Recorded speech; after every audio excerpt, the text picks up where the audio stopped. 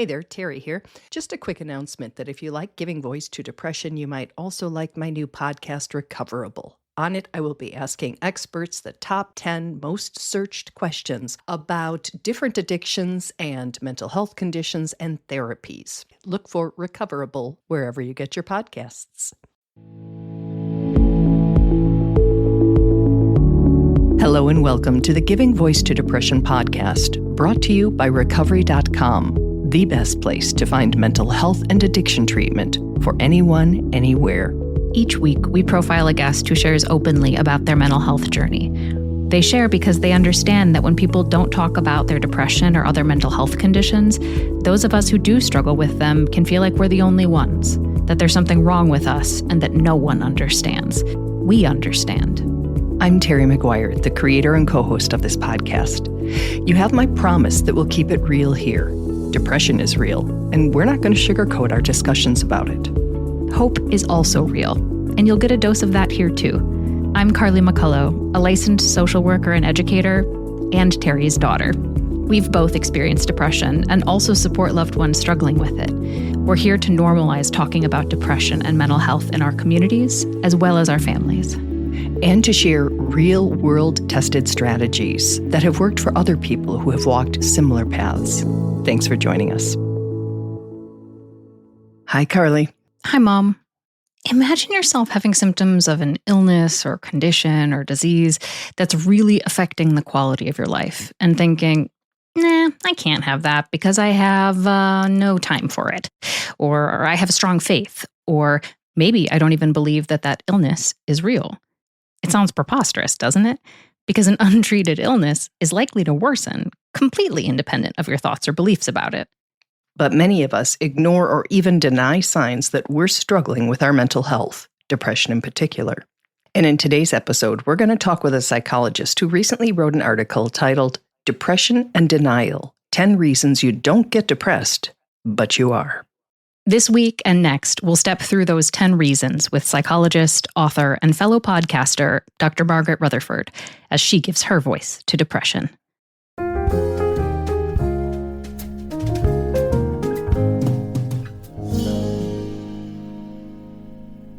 So, as a therapist of 35 years, long isn't that time. wild? Yeah. Who treats people with depression, and an author who has studied it and written about it, how common is hiding our depression? I think fairly common. Now, the last message I want to give to people is if you cannot hide it and people know you struggle with it, and there's absolutely nothing wrong with that. In fact, one of the criteria for a diagnosis of depression is that it's observable to you. You notice a change in yourself, or other people notice a change in you. So that's one kind of depression, what I call classic depression. Then there's something called high-functioning depression, which I've seen a lot of out in the literature. And that is more, to me, again, this is my take on it, Terry, is that these folks also know they're depressed and might even talk about themselves being depressed. They might be in therapy. They might be on medication, but their symptoms are not so strong that they can't work, that they want to go back to bed to go to sleep every day after they take their kids to school, that their functioning level is far higher. Okay. And sometimes I think that that's kind of tough because, people don't necessarily treat you or identify you as depressed, and you're not hiding it exactly, but you're not announcing it either. So I think there's that group. Then there's the kind of depression Dr. Margaret focuses on, perfectly hidden depression. They're the people that I have been trying to reach now for over a decade, which are people who they're hiding, quote unquote, they're compartmentalizing their emotional pain, their inability to connect with it has gone on for so long and is so early a habit that they don't even realize maybe that's what they're doing anymore. These are people who will say things like, I just don't cry, or I don't like to talk about myself, or my problems are nowhere near anybody else's. And so, who am I to complain? Those are the kinds of folks sometimes. that have this inner core of deep emotional pain that they do not know how to access. They do not know how to talk about it. And they actually may not only vehemently deny they're depressed, but almost be ashamed that anybody would even consider, or I wonder, gosh, is she depressed? Is he depressed? Are they depressed? So it's a grab bag. I think we've done a lot to attend to or respond to the stigma out there about depression and anxiety and bipolar disorder, et cetera. But it's not gone, especially in certain parts of the United States and in the world. It's just not gone. Dr. Margaret points out that being out of control of anything, emotional or mental, is scary to people, depression included. She says that's why a lot of people don't speak openly about their own. That to me is something that makes it hard for people who love these folks to connect with them, to reach out with them if they are concerned, because it's just something that, if someone is pretty prickly about, why would you wonder if I was depressed? Right. Then, you stay away from it. Yeah. We're going to get into the 10 reasons, or 10 of the many reasons that you have listed. Sure. Why somebody might hide it. But I'm thinking of myself, which sounds like such a bad thing to say. But when... Not really. It's all about me. When I had my worst depression, I didn't tell people. I wasn't saying, hey, I think I have depression. But in my mind, even now looking back, I don't think I was intentionally hiding anything. I think I didn't know it was a disorder, a medical condition. Oh, that's an interesting point. I think I thought it was me. Yeah. I think I just straight up lost my value as a human being. Oh, Lord. Well, I think when you don't even recognize it's a disorder, and like you say, you just thought you were failing at life, I guess. Those are the people that when they come into an office like mine and sit down and go, I don't know what's wrong with me, but I can't figure it out. Yeah. And I'm even embarrassed to be here. When you give it a name, when you say, well, you fit criteria for this or that, then they're almost relieved. It's like, oh, I have something recognizable that has happened to me. I didn't cause this. And it's not some failure of mine. It's not some, I have panic disorder, which you know. And for a long time, I thought it was a failure of mine. I thought that it was something that made me less of a person. And it wasn't until I recognized that it was just as important a part of me, actually, as the part that I liked better and was more comfortable with. So it's that process of recognition, of identification, of saying something has my mind. It has it in its grip, and it has me in its grip. And I've not always been this way. Let me try to go back and think of a time when I didn't feel this way. What might have happened that, either do I have a genetic tendency for it in my family? Did I have some loss of some kind? What has happened that I could kind of trace when I began to change? That something can creep in imperceptibly, so we don't even realize we're losing our joy, our energy, our perspective, connections, our sense of self. The thing about more mild depression is that it's almost as if the lights can go down so slowly that you don't realize that you're squinting to try to see. So it's like everything gets darker and darker and darker and darker. But it feels passive. It's not like you all of a sudden have feelings of wanting to run away or something. It's just these feelings begin to emerge that grow stronger and stronger, and you just don't realize the impact they're having on you. 100%. Oh, I can still feel it. I bet you can.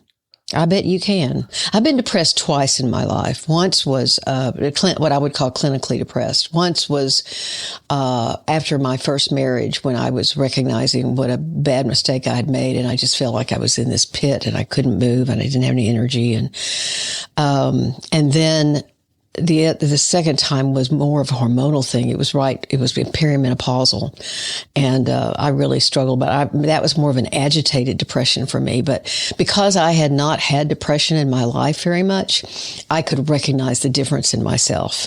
And of course, the second time around, I was a psychologist myself, so I recognized the changes in me, and I was more irritable and all that kind of thing. When someone comes to your office, how often does somebody have a reason, know a reason, like it was a divorce, I'm in menopause, or even heredity? I think people are more educated now. I mean, you can Google something, you can ask AI, what are the symptoms of depression? And you can begin to recognize it in yourself. But as I say, if that has happened over a longer period of time, or, if you have been grieving and that grief has turned into depression, then sometimes you don't recognize that has happened. It just feels like your grief, you just can't move past it. Okay, we're going to get into 10 primary reasons that you or someone you care about may deny their depression. And if you're okay with it, I'm going to just step through the 10 you listed and have you elaborate for me. You betcha. The first is, it is a failure of my faith. Yeah, boy, this is huge where I'm living. I live right in the middle of the Bible Belt. And this happens constantly, practically in my practice, is that someone will say, I have failed my faith. I have failed God. I should not be feeling this way. Sometimes they don't say those words, but they'll say things like, I tried to talk to my pastor about this, but he or she made me feel worse. And so I decided to risk coming into therapy, but I don't really want to be here. You'll hear a lot of resistance to coming into therapy. I mean, that's just shame talking loud and clear, loud and clear. To say that someone, including ourselves, has depression because of a single cause lacks understanding in the same way that assuming a single happy pill or practice will cure us. People usually get better because of a variety of reasons. They get better because of therapy. Sometimes they get better because of medication or exercise, or they really work on their relationship. But certainly the research shows that faith is a good guardrail against, some of these issues getting more intense, but it certainly doesn't prevent you from being depressed. No one cause. If there was, it'd be easier. Oh, my Lord. Yeah. Yeah, we would have figured out maybe what's the one thing that could fix it, but that's not true either. So, yeah, that would be nice. All right. Number 2 on your list of why the denial of depression can be so strong is personal weakness or failure. Yeah. Well, that's kind of what you were saying. I think that is mostly about, there's probably been some sort of history of either that person shaming themselves for things or being shamed for it.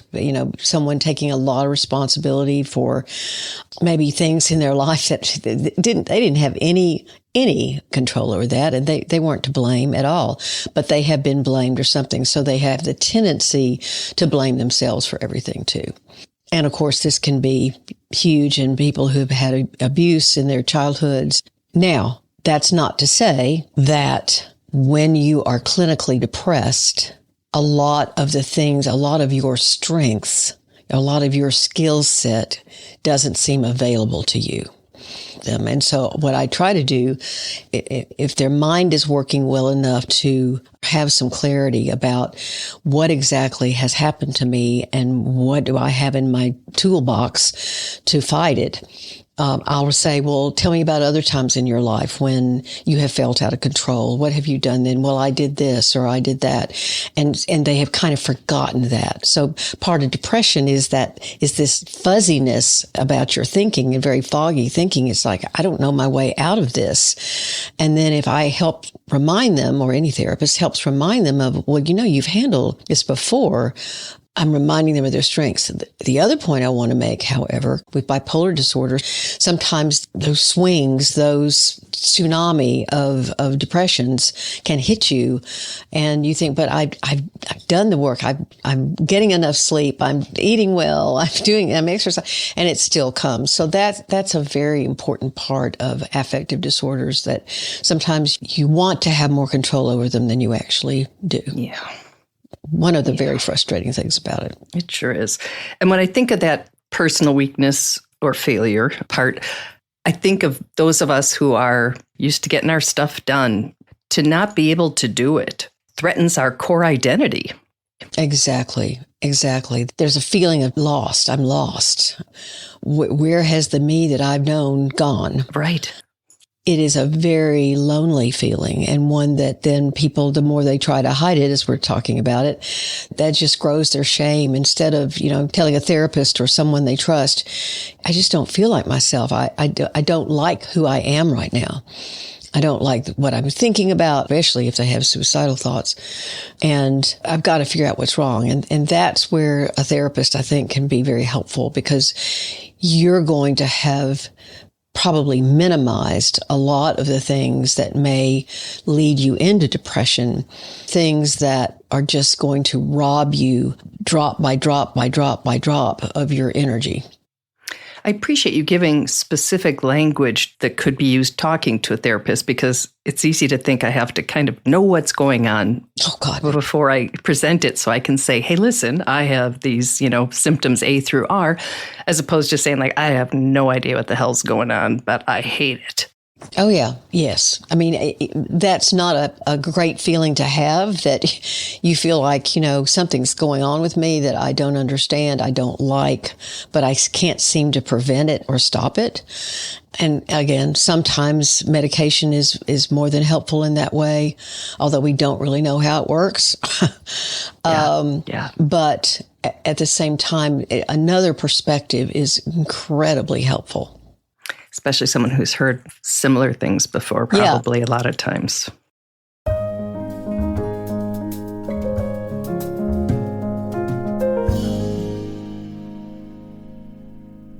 I just think she's the best. I've always liked her too. Her books are great. Her TED Talk, we'll link to that. It's exceptional. So yeah, it's really important to understand that just because you don't understand you have depression, or don't want to admit you have, or somebody else in your life has it, that it doesn't mean it's not there, it's not real, and that it doesn't need some attention and support and maybe treatment. One of the things that I really appreciated that Dr. Margaret mentioned was that the lights can go down slowly. Oh, yes. Oh, yes. It was an exceptional metaphor. I love me a metaphor, but it's very, very clear that way, that there's this sense that the lights are fading really slowly, and it's getting harder and harder to see, and your eyes are also adjusting to it. And so it doesn't seem as dark as it is. And maybe this is just because I studied lighting design in college, but you could get the lights to change on the show, and you could make it change immediately. You could make it change sort of like, or like a sunrise might happen in real time in the course of a scene, for example. And so you might have the lights changing for over 5 minutes, and you could literally watch it go 14%, 15%. 16%. And the eye could barely tell that something was happening. But after the full fade, it looked definitely different in there, where the lights were either turned all the way on or all the way off a lot of times. Interesting. And I will say that is what I think depression can be. It can sort of slowly come upon us, and it makes it even harder to know that something's happening. Mm-hmm.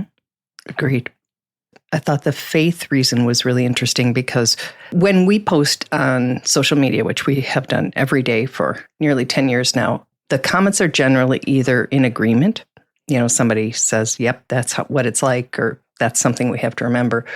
Or they're, give it to God, you need to have more faith. If you had more faith, read this verse, this chapter. And it's always fascinating to me, because first of all, it's a very important part of people, and it is a protective factor against suicide and those sorts of things. And I had a guest say, I 100% agree, and I very often pray on my way to my therapist or on my way to the pharmacy to pick up my meds or whatever it is that she needed. Yeah. And a lot of the types of support that we've talked about on this podcast are not clinical, are not necessarily therapeutic, but they're super supportive ways that lay people can help each other. And for some of the reasons that there are additional levels of stigma or spiritual stigma in certain religious communities, that it might be an indication that that place is a beautiful place for you to receive tons of forms of support and to be seen and to be understood and to feel belonging. And if your faith community is one in which you're hearing some of those adages that you just shared, Mom, it might be a reminder that one community might not be able to be everything for us. And we might need to, it might behoove us in the same way that if our toe was really hurting, we might go to a podiatrist, that community might not have the tools for that particular thing. And so seeking some formal mental health support might be an idea. Mm-hmm. And that's all we're saying. Yep. We will be back next week to continue this discussion of the 10 reasons people may deny their depression with Dr. Margaret Rutherford. Also want to say that we will be linking to her TED Talk on the topic. Her podcast, by the way, is called the Self-Work Podcast. One word, self-work. And she has written both a book and a workbook on perfectly hidden depression, if that's something you want to learn more about. Thanks so much.